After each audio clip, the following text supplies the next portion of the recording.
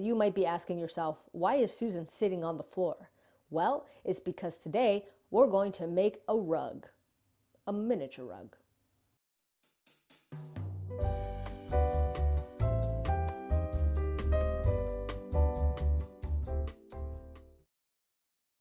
Now, for this particular technique, you're going to need a few things.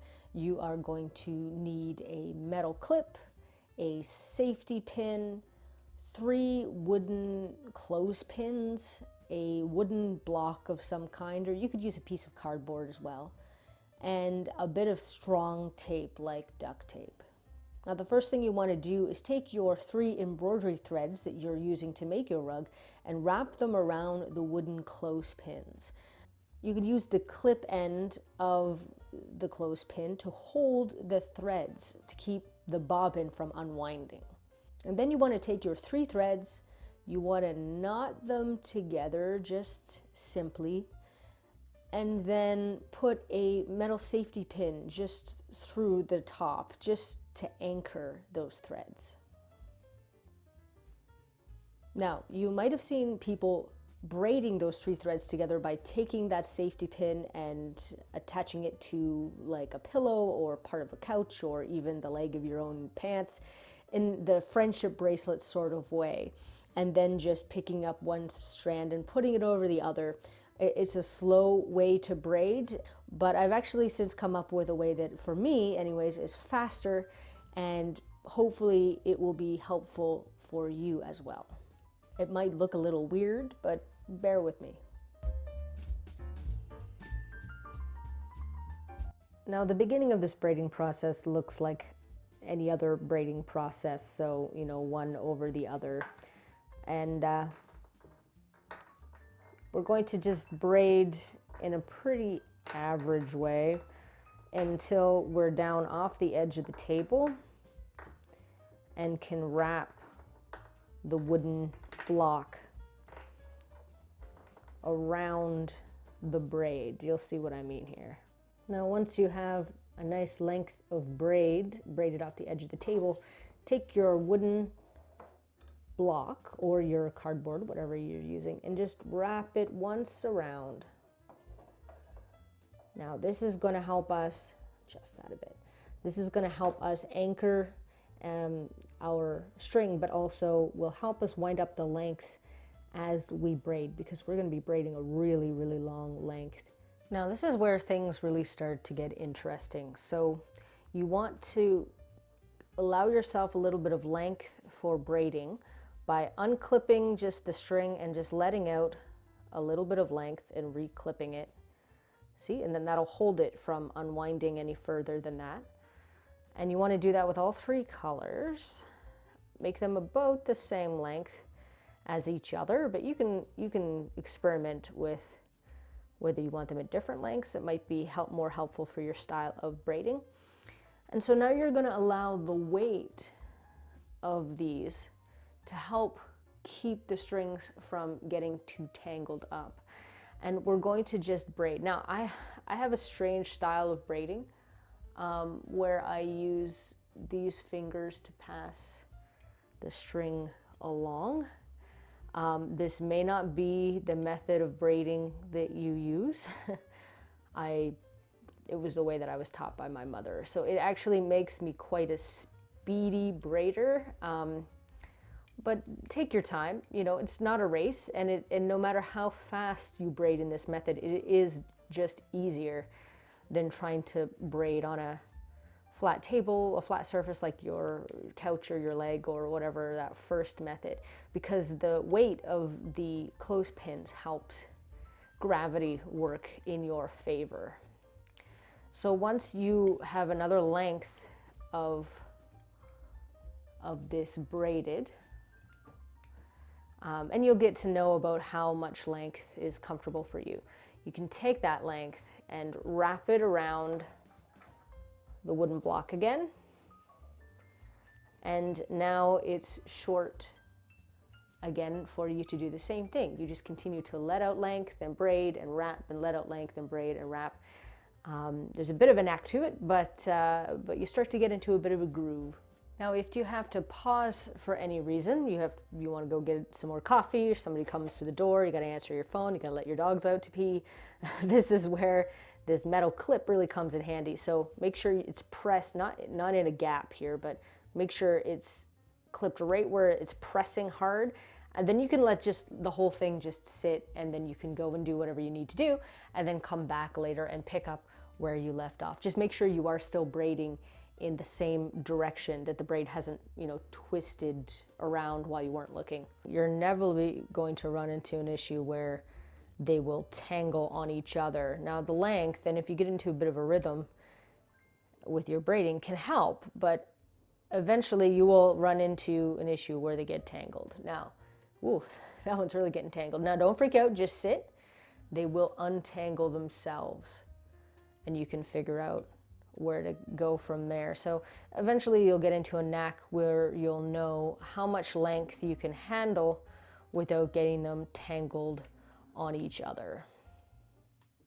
The other thing I'd like to mention while we're here is that if your back is going to bother you too much while you're sitting on the floor to do this off the edge of a table, I would recommend doing the same technique, but perhaps off of a shelf in a shelving unit, and then sitting in a chair in front of the shelf, just so that you can get that hanging situation going on. You can use any surface that you'd like, and if that means you sitting in a chair and using a bookshelf, that might be the way to get around any sort of back strain that it might cause to sit on the floor like this.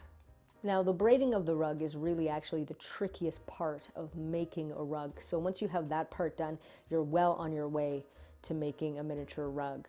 This next portion, involving paper interface backing and double-sided tape and all these things, is not a method that I've created. I found it in a few different variations online as I searched around for making Barbie rugs and smaller. So I can't take credit for this method, but I am going to demonstrate it here as part of the process of how I make my rugs. There are a few other things that you'll need. You'll need an iron with a nice dry setting that you can choose from.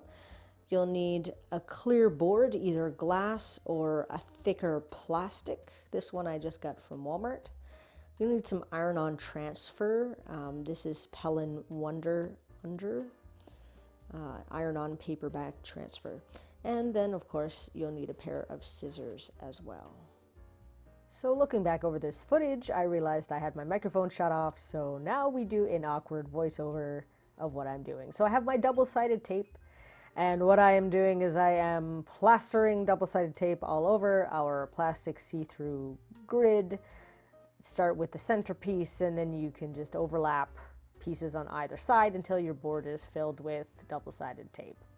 Once you've done that, you can take your braid, and you want to start with a 2-inch segment in the middle to make an oval rug. Now leave the knot sticking up out of the way. What you're looking at is actually the back of the rug, so in the end you won't actually see that bit sticking out. And we're going to use the grids. 2 squares here is 2 inches, and we're going to make it as straight as we possibly can, and then we're going to make a very tight, I'm still making it straight. And then we're going to make a very tight turn and go up one side, and this starts our looping around to create the rug. Make sure everything is stuck down really well so that it doesn't shift around on you. Don't use too much tension, just enough to keep things straight and tidy, and kind of go underneath of that knot without trapping it underneath of the braid. I know it's hard to see what I'm doing here. You'll get a couple of different angles coming up, but just underneath of that knot, and then down the other side, and we just continue around and around that way. You might want to use a pair of tweezers or a blunt-ended pair of scissors to try to scooch things close. And you can always lift up the plastic clear piece and look at the underside to make sure that the rug is actually well and going well, and there's no daylight coming through. Just making sure everything is tight. So once you're done taping down your rug, you'll see that you have your little end here. And so what we're going to do is we're going to take a little bit of tacky glue or fabric glue, and we're just going to glue that onto the back of the rug. And then we'll weigh it down with something to help it dry. While you're waiting for that to dry, you can plug in your iron and set it to, I have mine set to 3, which is the hottest setting that I can get before it goes into the steam part of the iron. You don't want steam, you want a dry heat, but as hot as you can for dry heat. So then I'm using Pellon Wonder Under. This is the French directions, but basically it is a paper-backed iron-on transfer. And so we'll cut a piece of this about a little bit bigger than our rug and iron it on. Okay, then we're gonna iron this. So we're just gonna set the iron in one location for about 10 seconds.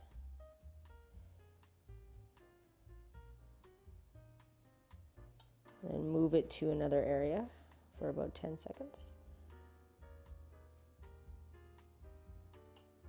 And we'll do this kind of all around the rug, and you'll see where it's sat, the paper will become a little bit of transparent, and that way we'll know the glue is melting. There we go. Now we want this to cool very thoroughly before we peel it off of the tape. So we're going to let it sit and cool down for a bit. Our paper has cooled, and so we're just going to very carefully take a piece, the side of our paper, and just very slowly peel this up. And then our rug is now not going anywhere. So what we're going to do is we're going to take a pair of scissors, and we're just going to cut as close as we can around the edges of this rug. Careful not to cut the rug, of course.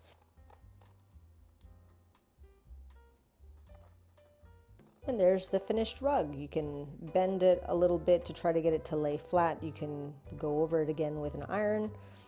I think if I was putting this into a room box or a dollhouse, I would either secure it to the floor with a little double-sided tape if I wasn't planning on moving it for the foreseeable future. I might even glue it in if it was a room box where it was going to be a permanent part of the decor, just to make sure it was real flat. You can go back over it with an iron and kind of fold it around a little bit and stuff, and you don't have to worry about the paper coming off. It'll allow you to manipulate it a little bit to help it lay flat. Yeah, see? And that is our rug. And there you have it. If you found this video helpful, click the like button, subscribe for more tutorial videos in the future, and if you'd like to see what I'm up to in the meantime, you can check out my social media profiles in the links below. Until next time, take care and keep on crafting.